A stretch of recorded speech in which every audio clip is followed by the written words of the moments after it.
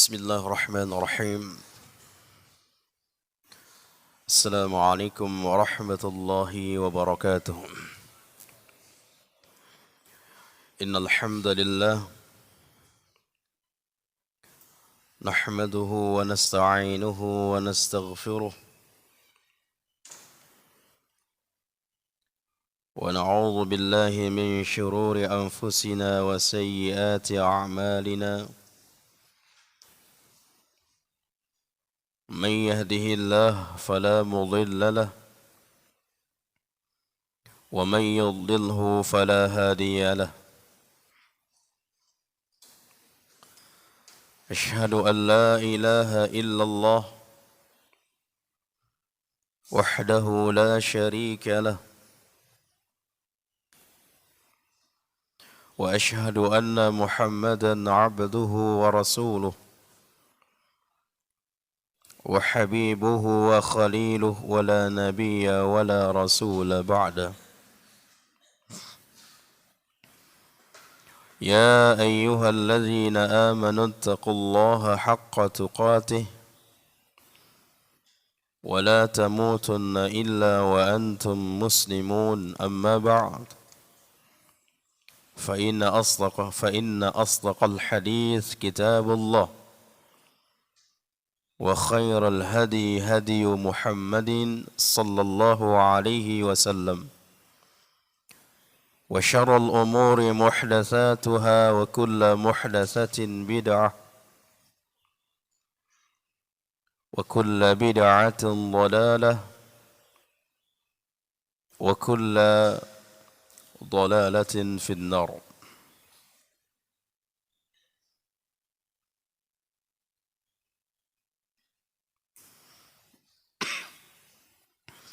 أحبتي في الله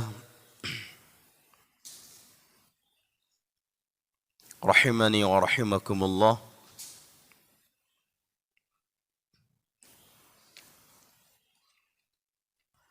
Biiznillah kita melanjutkan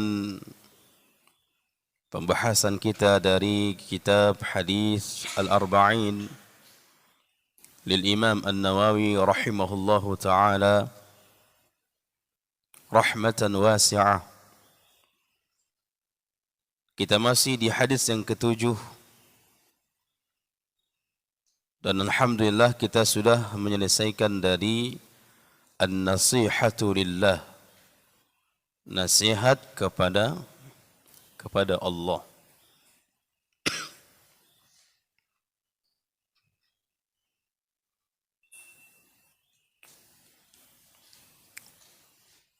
Sekarang kita masuk ke an-nasihatu likitabihi, nasihat kepada kitabnya, yaitu Al-Quran.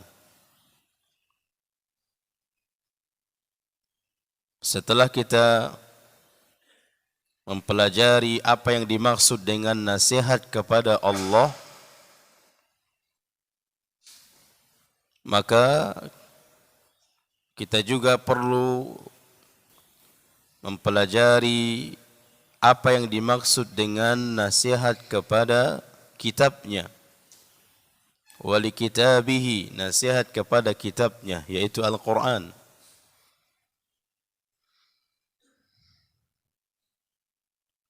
Qala al-Imam Ibnu Daqiq rahimahullah, berkata Imam Ibnu Daqiq, yang mudah-mudahan Allah merahmatinya, atas penjelasan dari maksud nasihat kepada Al-Quran. Apa yang dikatakan oleh Al-Imam Ibnu Daqiq?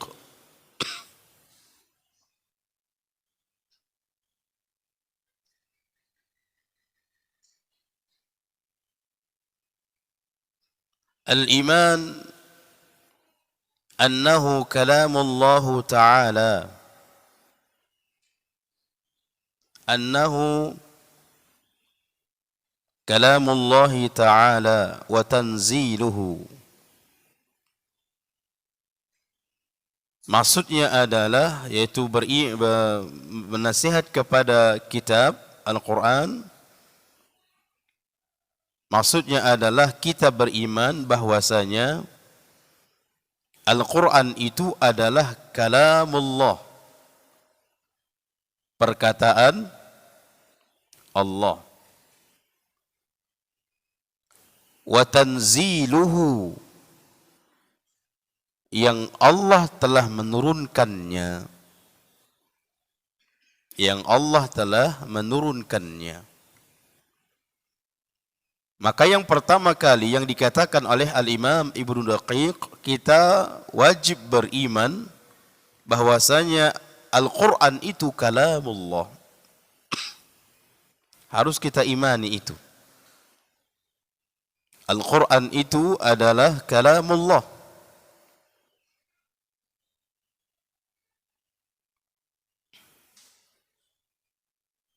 Bukan seperti kelompok Mu'tazilah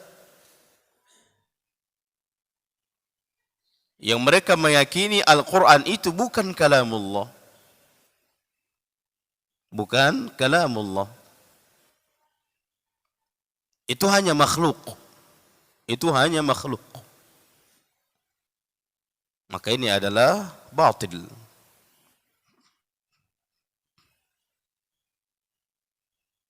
Kalau kalamullah berarti bukan makhluk.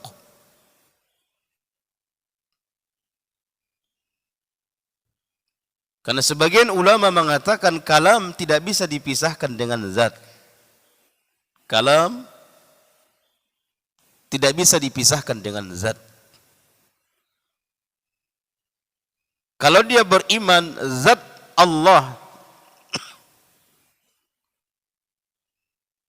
adalah Allah, zat Allah, mereka beriman tentang zat Allah, maka sebagaimana juga kita harus beriman tentang kalam itu.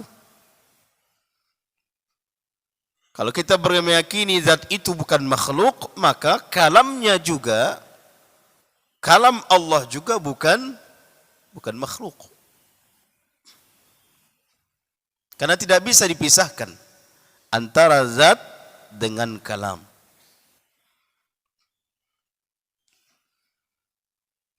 Al-imanu annahu kalamullahi ta'ala wa tanziluhu. Kita beriman kepada bahwasanya Al-Quran itu kalamullah, perkataan Allah yang diturunkan olehnya, yang Allah telah menurunkannya.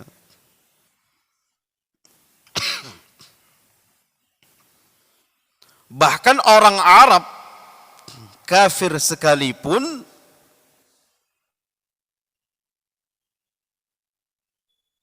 takjub atas bahasanya. Sehingga mereka mengatakan ini bukan bahasa syair ini. Ini bukan bahasa karangan Muhammad ini. Yang begitu indahnya. Susunan-susunan katanya, maknanya, orang Arab paham tuh.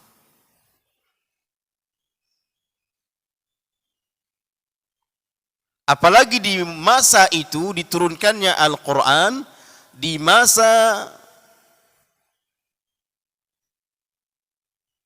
tersebarnya syair.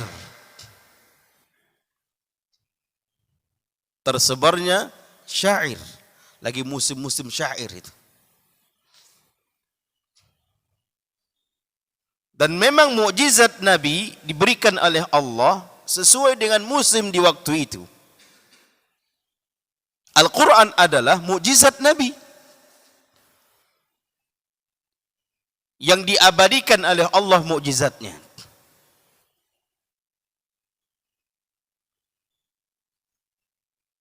Para nabi dan para rasul memiliki mukjizat, namun sudah habis.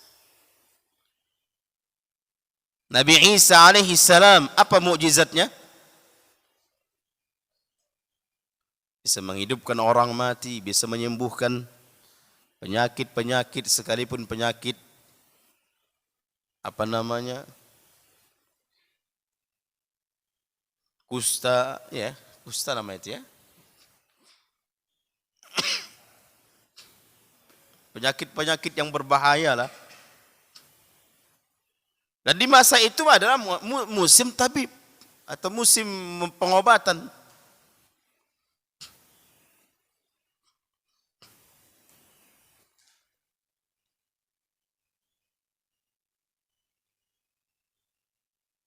Dan namun mukjizatnya Nabi Isa alaihi salam tidak diabadikan.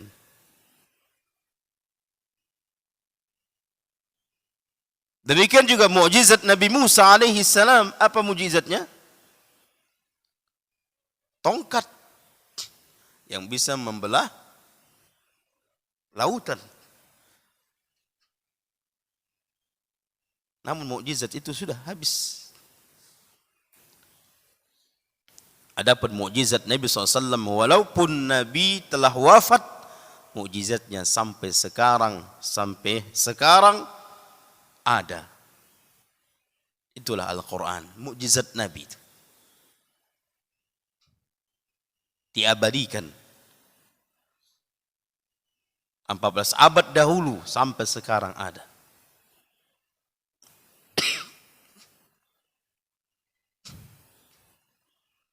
Maka setiap muslim harus meyakini Al-Quran itu adalah kalamullah. Bukan kertasnya. Bukan kertasnya.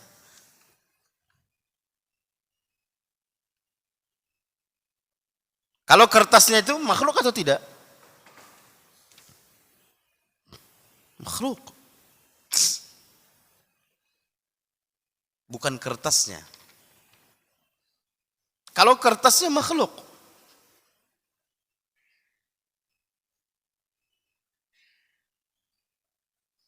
Tapi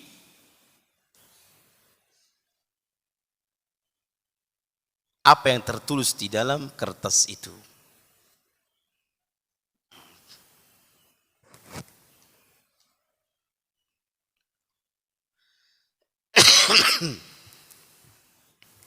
Kemudian yang kedua dikatakan oleh Al-Imam Ibnu Daqiq, la yushbihuhu syai'un min kalamin nas. Al-Quran itu kita meyakini tidak ada menyamainya dengan sesuatu kalam manusia. Sekalipun kalam manusia, buatan manusia itu terhebat, mungkin dari bahasanya, orang yang mengarangnya bahasanya bagus, tinggi, tak seimbang dengan indahnya Al-Quran. Tak bisa menyamai Al-Quran.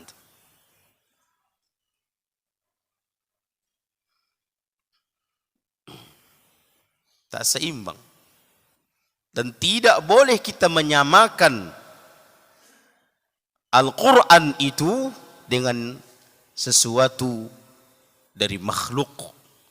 Baik itu berbentuk, entah itu kalam, atau tulisan, atau keindahannya, atau apapun, gak bisa. Dan memang betul-betul tidak bisa.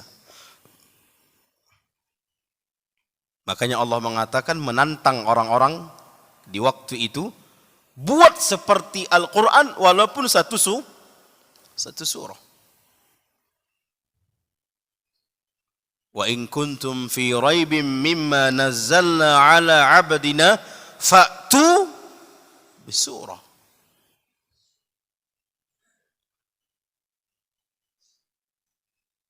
Fa'tu bisuratin mimma yada'una min dunillah. Bahkan Allah tantang, panggil orang-orang manusia untuk membantunya, untuk membuat satu surah ini. Kumpul semua manusia, tak akan bisa. Tak akan bisa membuat seperti satu surah di dalam Al-Quran, walaupun surah yang paling pendek. Apa surah yang paling pendek? Al-Ikhlas. Al-Kau. Ingin bukti kita hitung. Inna a'tainakal kautsar fashalli li rabbika wanhar inna syani'aka huwal abtar. Berapa ayat? 3. Coba surah Al-Ikhlas. Qul huwallahu ahad.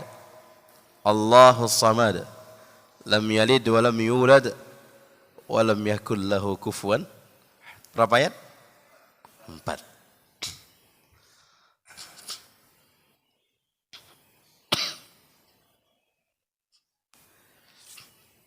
Ustaz, kenapa enggak paling pendek itu di paling bawah? Di terakhir. Kenapa enggak inna a'toina itu yang paling terakhir menggantikan posisi qul a'udzu birabbin nas? Biasanya kan seperti itu kan? Mana yang paling. Ahibati fillah, susunannya pun termasuk adalah tauqifiyah, sesuai dengan susunan yang diinginkan oleh Allah. Yang menyusun itu adalah bagaimana susunannya, tertib susunannya, itu Nabi yang menyusun. Atas perintah Nabi kepada para sahabat, wahai sahabatku, surah ini taruh di sini, ayat ini taruh di surah ini taruh di sini.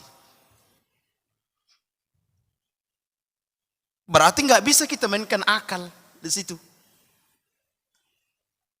Kalau mainkan akal, Al-Quran yang pertama, surah yang pertama kali turun ayat surah apa? Iqra.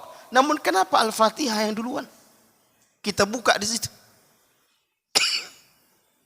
Kita buka, nampak Alhamdulillah Rabbil Alamin. Padahal yang paling pertama itu adalah Iqra. Harusnya ketika kita buka lembarannya, harusnya yang pertama kali tertulis di situ Iqra bismi rabbikal ladzi khalaq. Al-Fatihah belum turun itu.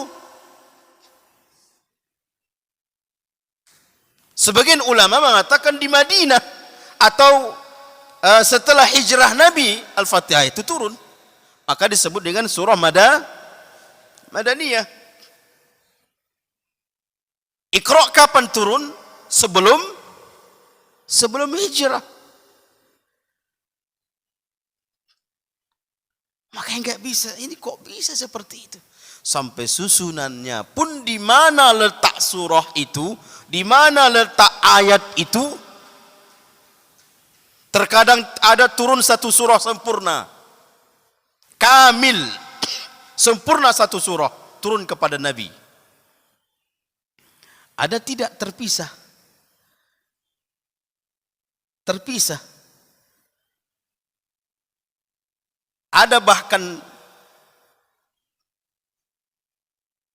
yang memisahkannya surah lain. Setelah surah lain ini turun, datang lagi ayat yang Nabi mengatakan ayat ini letakkan surah yang kemarin. Padahal harusnya sesuai dengan urutan turun ayat itu, turunnya surah tersebut. Namun terkadang Nabi mengatakan ayat ini turun ini, taruhkan di surah yang kemarin. Surah yang sebelum turun surah ini, yang pemisahnya ini.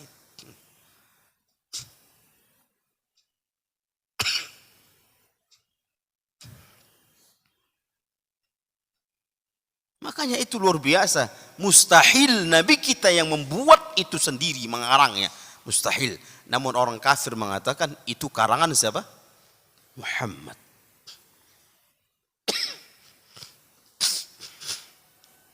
Bahkan mereka juga tahu Nabi itu tidak bisa baca tulis.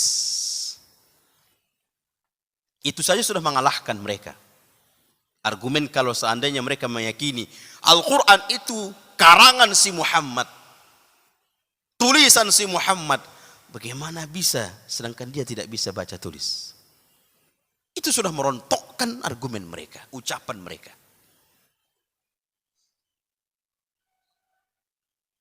Tak mungkin dia bisa mengarang seperti itu indahnya, sedangkan baca tulis gak bisa. Gak mungkin dia menulis seperti itu, baca tulis gak bisa.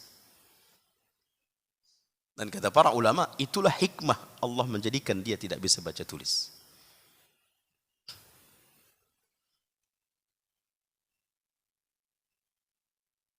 Dan bahkan mukjizat dari Al-Quran itu adalah tatkala kita membacanya beda dengan kalimat-kalimat lain atau syair-syair lain. Beda.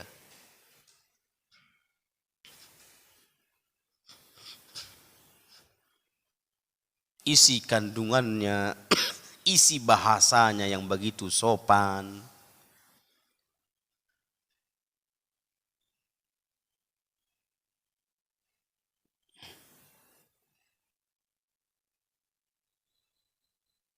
Bahkan bahasa di dalam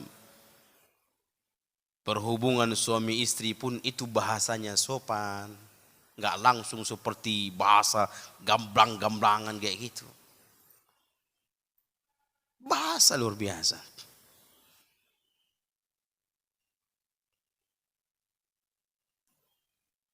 Hunna libasul lakum wa antum libasul lahunna.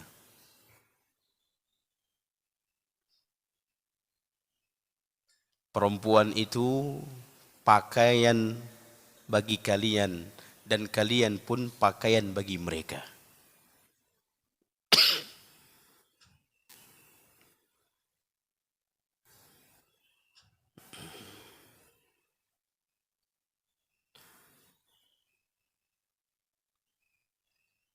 Baik.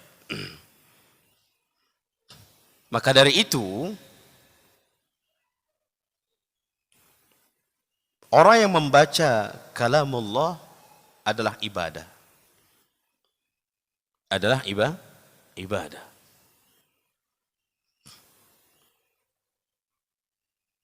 Ada ucapan Allah, namun tidak ibadah atau tidak seperti berpahala membaca seperti Al-Quran. Seperti membaca hadis kursi. Apa maksud? Apa perbedaan Al-Quran dengan hadis kursi? Kenapa berbeda di dalam membacanya? Al-Quran ibadah, menghasilkan bahkan satu huruf yang dibaca seperti melakukan kebaikan 10, dibalas kebaikan 10, bahkan berlipat lagi.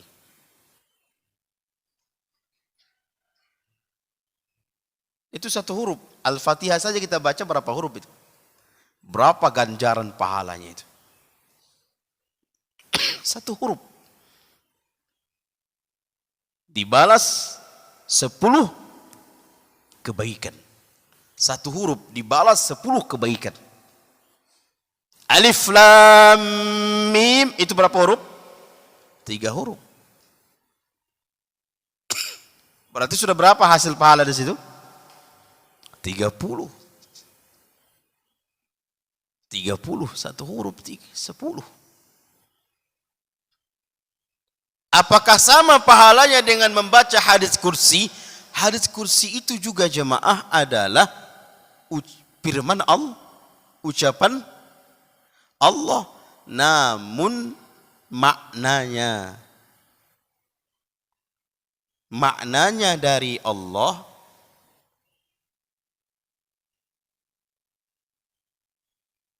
itu perbedaannya. Hadis kursi itu maknanya dari Allah, kemudian secara lafaznya dari Rasulullah. Al-Quran makna dan lafaz dari Allah. Hadis makna dan lafaz dari Rasulullah. Ayat kursi, hadis kursi makna dari Allah, lafaz dari Rasulullah.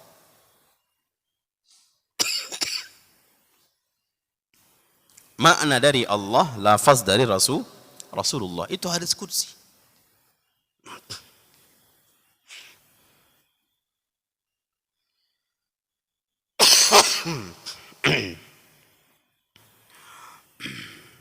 Makanya Al-Imam Ibnu Daqiq mengatakan, la yushbihuhu syai'un min kalamin nas.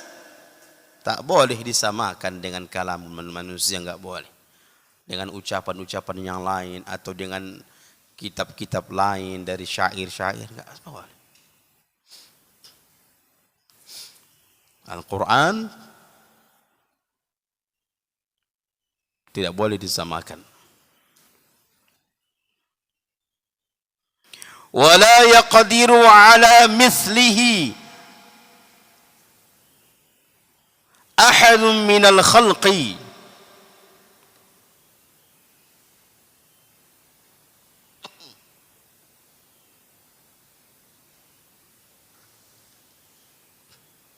Ya, wala yaqdiru ala mislihi ahadun minal khalqi.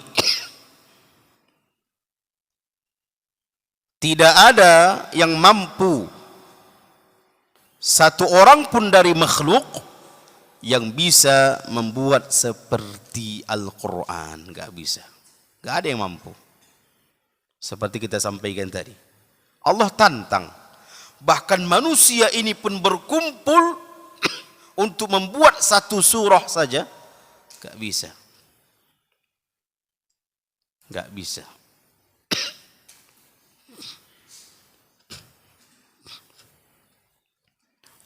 Maka ini menunjukkan bahwasanya Al-Quran itu adalah kalamullah. Summa ta'zimuhu wa tilawatuhu. Kalau itu memang sudah yakin kita beriman, Al-Quran itu adalah kalamullah yang tidak mampu satu makhluk pun untuk membuat sepertinya. Kalau kita yakin itu adalah kalamullah, berarti kita harus memuliakannya, mengagungkannya, dan membacanya. Summa ta'zimuhu wa tilawatuhu. Kemudian mengagungkan Al-Quran dan membaca Al-Quran. Maka agungkan Al-Quran. Agungkan Al-Quran, muliakan Al-Quran.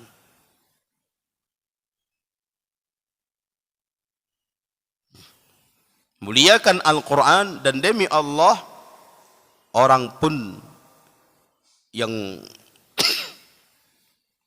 memuliakan Al-Quran dan membaca Al-Quran, Allah pun muliakan mereka. Kenapa mereka dimuliakan? Karena mereka memuliakan Al-Quran dan membaca Al-Quran.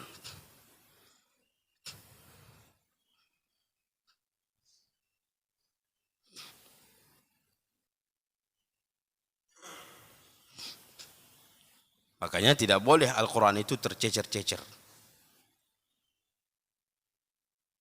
Simpan bagus. Bahkan para ulama sudah menyusun adab kepada bagaimana adab kita dengan Al-Quran.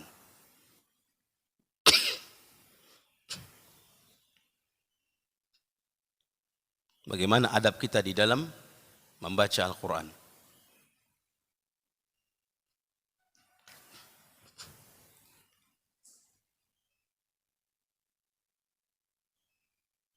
Makanya di antara adab di dalam membaca Al-Quran harus suci. Harus berwudu, harus suci. Itu di antara adabnya. Kalau hukum boleh atau tidak berselisih pendapat para ulama.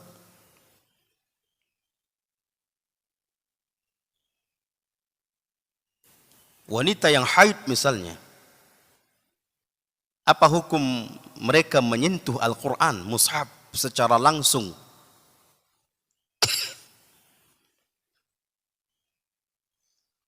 Syekh Shalih Al-Fauzan mengatakan tidak boleh. Ini semua adalah memuliakan Al-Quran. Memuliakan Al-Quran.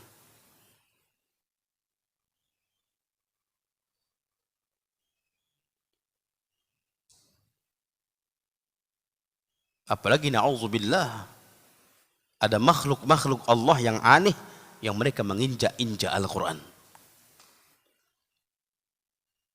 Mereka menginjak-injak Al-Quran.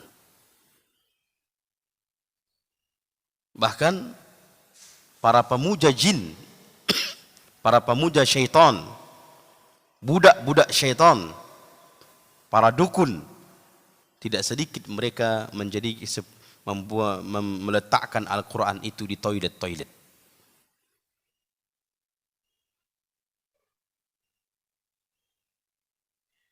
Di peceran-peceran. Bahkan mereka siram lumuran dengan darah haid. Itu atas perintah dari jin, syaitan.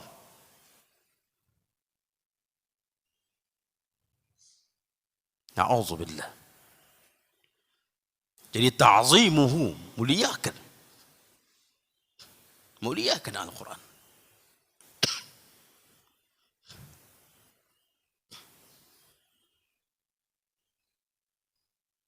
Wa tilawatuhu, membacanya.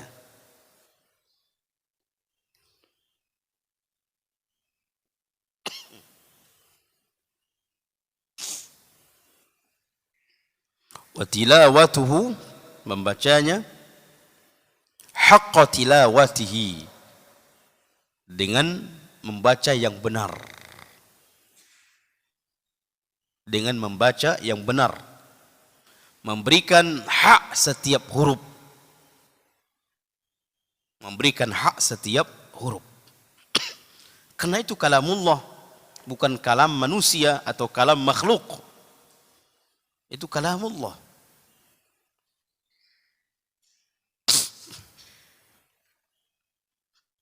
Maka baca Al-Quran dengan benar. Baca Al-Quran dengan benar. Namun terkadang dimain-mainkan Al-Quran itu. Ada orang baca Al-Quran, ketawa-ketawa, Allah, Allah, Allah, Allah, Allah.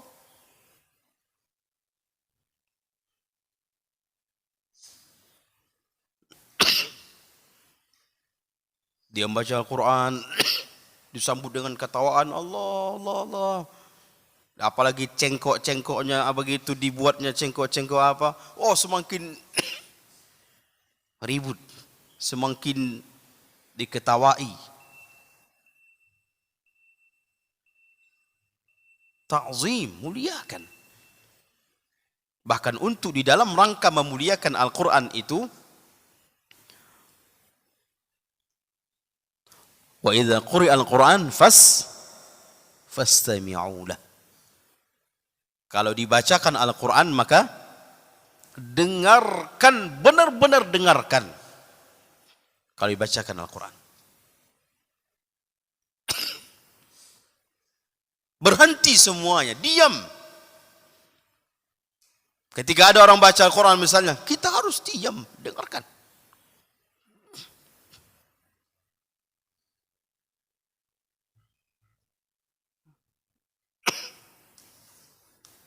Jangan tidak mempedulikannya. Ada orang baca Al-Quran, di sana berkombur, di sana, subhanallah, diam.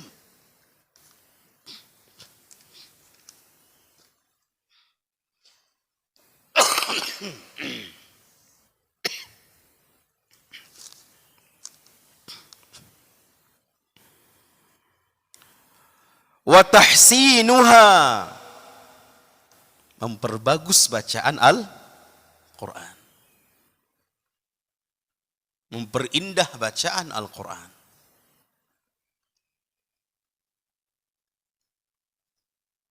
Memperindahnya bagus. Bahkan itu akan menambah kekhusyuan. Wal khusyu' indaha, kita ingin memperindah bacaannya, namun jangan kosong dari khusyuk. Jangan kosong dari khusyuk. Bahkan semakin indah akan kedengarannya ketika kita membaca dengan khusyuk. Makanya jangan sampai hanya membaca indah saja, kekhusyuan kosong. Itu tidak sempurna untuk berpengaruh kepada diri orang lain ketika mendengarnya.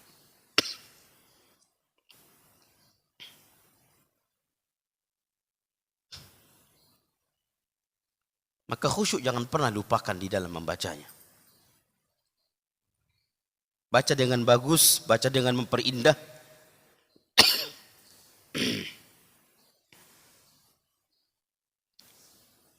Namun kekhusyuan jangan lupa.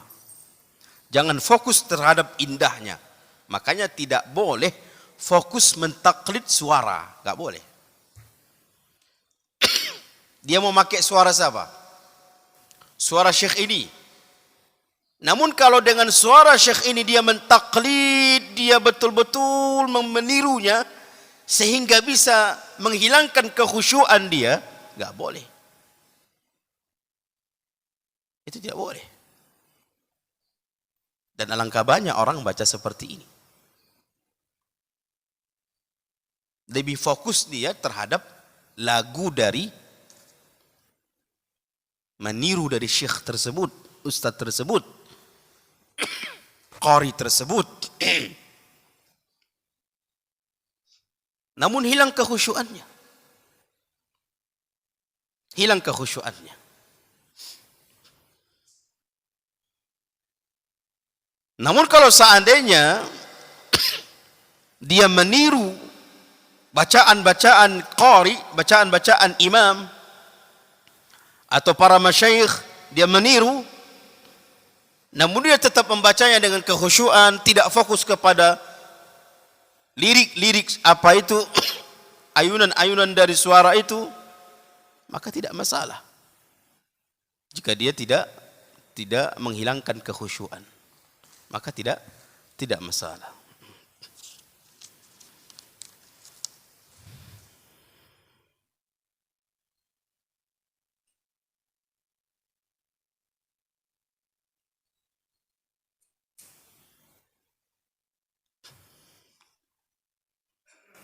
Baik. Di sini ada pertanyaan terkait tentang wanita yang haid. Kalau yang dia baca adalah terjemahan Al-Quran, yang ada terjemahan, sebagian ulama memasukkan termasuk adalah bagian dari tidak dibolehkan.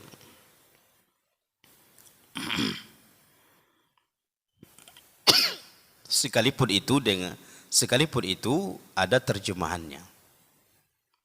Sekalipun itu ada terjemahannya. Apalagi kalau betul-betul tidak ada terjemahannya.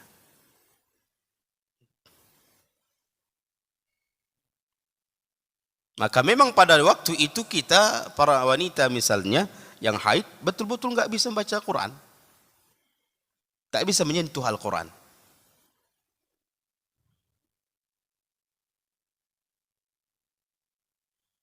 Bahkan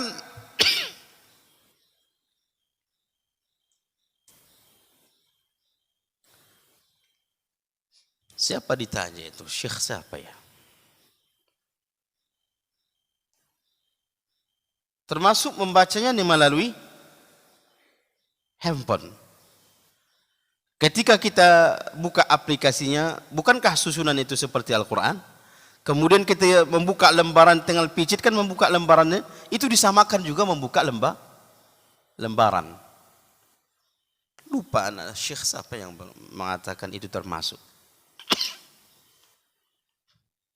Ada pertanyaan masalah itu. Ketika dia buka aplikasi Al-Quran itu, sehingga terbukalah Al-Quran tulisannya, berarti sama halnya kita memegang Al-Quran. Ketika kita picit atau sentuh itu layar untuk membuka lembaran berikutnya, Sama halnya kita membuka lembaran dengan menyentuh. Namun ketika kita matikan aplikasi Al-Quran, boleh nggak handphone itu dibawa ke kamar mandi? Boleh, karena itu bukan dihitung Al-Quran lagi. Tapi tatkala kita masuk buka aplikasi, lalu kita terus nampak terbukalah Al-Quran, lembaran Al-Quran itu, maka sudah termasuk dihukumi seperti memegang Al-Quran, menyentuh Al-Quran.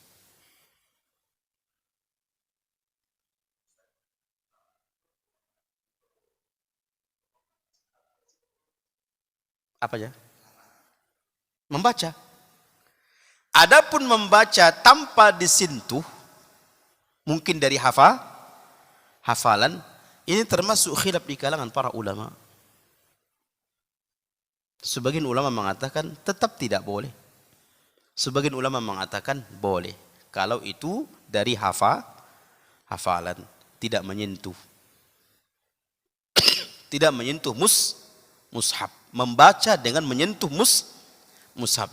Tapi kalau membaca Al-Quran tanpa menyentuh mushaf, tanpa menyentuh Al-Quran, terjadi khilaf di kalangan para ulama. Allahu a'lam, sebagian mengatakan boleh. Sebagian mengatakan boleh.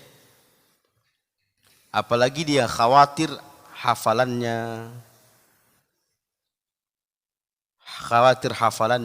Allahu a'lam. Sebagian juga mengatakan tidak boleh. Sebagian mengatakan tidak boleh. Termasuk dari segi hafalan. Allahu a'lam, ana lebih condong kepada bolehnya membaca Al-Quran tanpa menyentuh mushaf. Mungkin dari hafalan.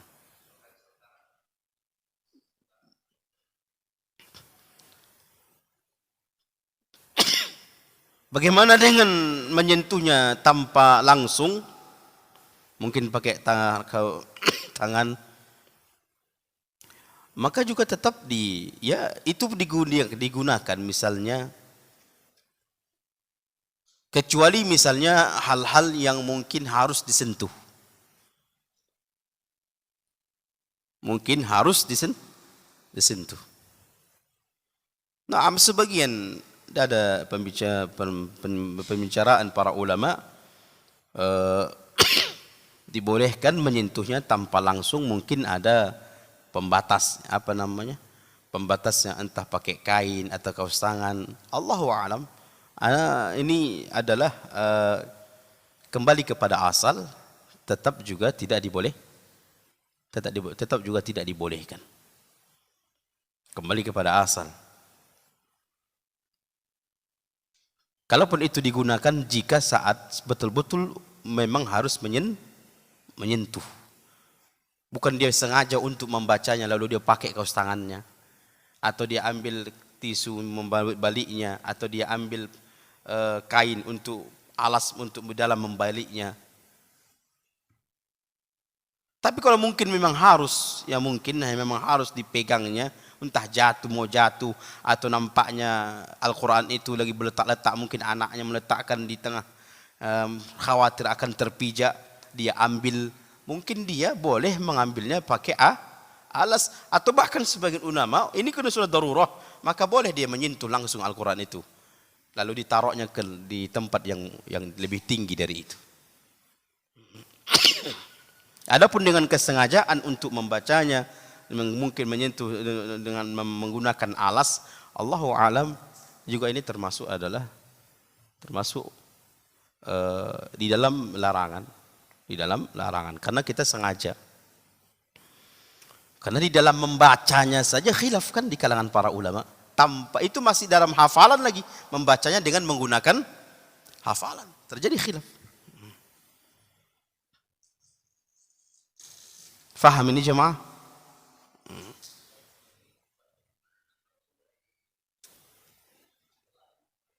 Boleh kenapa itu?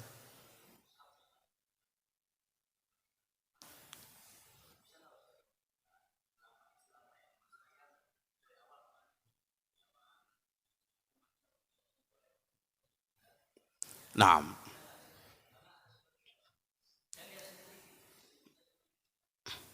Gimana? Siapa itu abang lihat megangnya?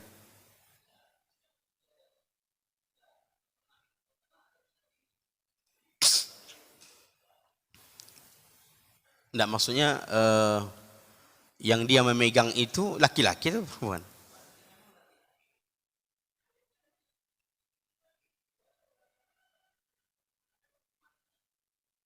Dia mengatakan boleh karena terjemahan.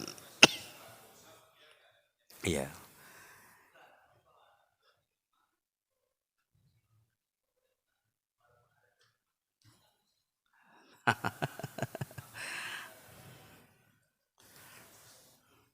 Nah, sahih. Nah, nanti kita apa ya? Nah, memang ada memang yang Al-Quran mushaf yang dimaksud di sini tanpa terjemahan. Naam, cuman bukankah ayat-ayat itu juga sama? Terjemahan itu di situ tambahannya mungkin dari segi apa ya? Apakah ayatnya hurufnya sama dengan tanpa terjemah? Sama kan? Nah, pembicaraan tentang itu sudah dibicarakan oleh para masyayikh, para ulama. Namun kalau secara apa? Di mana perbedaannya mushaf Al-Quran dengan terjemah? Oh, terjemah itu sudah ada percampur tanganan di dalam tulisan karena ada terjemahan. Bukankah sama ayat terjemahan itu dimasukkan? Ayatnya kan sama. Namun tetap kita akan cari lagi siapa atau mana ulama-ulama di kalangan yang membolehkan menyentuh kalau itu pakai terjemah. Kalau itu pakai terjemah, insya Allah akan kita cari siapa-siapa atau ada di kalangan para ulama yang membahas masalah itu. Namun itu sudah kami terbahas dahulu, sudah ketahui, sudah kita baca permasalahan itu. Namun tetap kata para ulama itu sama. Kalau terjemahan itu bukan seperti mushaf, berarti hukum-hukum yang lainnya pun berarti tidak disamakan dengan hukum mushaf. Berarti untuk di dalam apanya, masuk ke kamar mandinya, ininya. Karena dibedakan antara terjemah dengan Al-Quran, mushaf Al-Quran tanpa terjemah. Itu pun nanti insya Allah perlu kita perlu cari insya Allah. Ini saja. Kita tutup dengan doa kafaratul majlis. Subhanakallahumma bihamdika asyhadu an la ilaha illa anta. Apa itu? Hah? Ada pertanyaan lagi, Bu? Fadhal.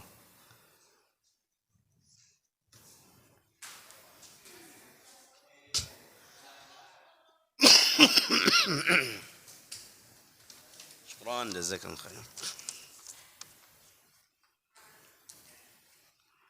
Jikalau membaca Al-Quran harus keadaan suci, bagaimana orang kafir yang ingin mempelajari Al-Quran dengan Al-Quran terjemahan?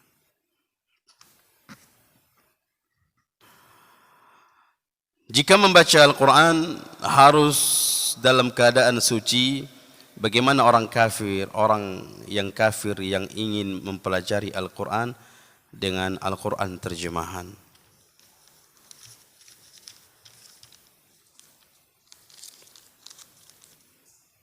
Naam, walaupun dia misalnya apa, dia tetap memiliki adab. Mungkin dia tidak langsung masuk Islam dulu baru membaca terjemahan. Tapi termasuk juga dia harus bersuci. Entah itu dari segi seperti Umar Ibn Khattab ketika ingin disentuh oleh Umar lembaran itu masih lembaran jemaah. Lembaran ingin dipinta oleh Umar, apa kata adiknya? Tidak boleh engkau menyentuhnya kecuali dalam keadaan suci. Terus bagaimana? Mandi dulu sah. Bersuci dulu, mandi dulu sampai bersih-bersih. Baru dia menyentuh. Bukan berarti orang kafir itu terkadang dia mengambil begitu saja enaknya. Walaupun terjemahan kemudian dibaca, dia harus benar-benar sucikan dirinya, misalnya mandi ya, bersihkan tangannya apa semua. Walaupun memang dia belum masuk Islam. Belum masuk Islam. Umar waktu itu menyentuhnya udah masuk Islam atau belum? Belum. Setelah dia baca baru dia masuk Islam. Surah Toha. Maka dibolehkan ya, cuman dia harus tetap menjaga bersih juga. Dia harus mandi, dia bersuci. Apalagi untuk berwudu, mungkin dia nggak paham berwudu. Lagi pula kondisi seperti ini kondisi berbeda, karena dia untuk awalnya dia kafir di dalam mempelajari. Beda dengan orang muslim, tidak sama hukumnya. Tidak sama hukumnya. Itu kembali kepada hukum menyentuh Al-Quran dengan terjemahan. Itu kembali kepada pembahasan pokoknya menyentuh Al-Quran dengan terjemahan. Insya Allah nanti kita lebih cari lagi insya Allah. Ini saja. Subhanakallahumma wa bihamdika asyhadu an la ilaha illa anta astaghfiruka wa atubu ilaik. Assalamualaikum warahmatullahi wabarakatuh.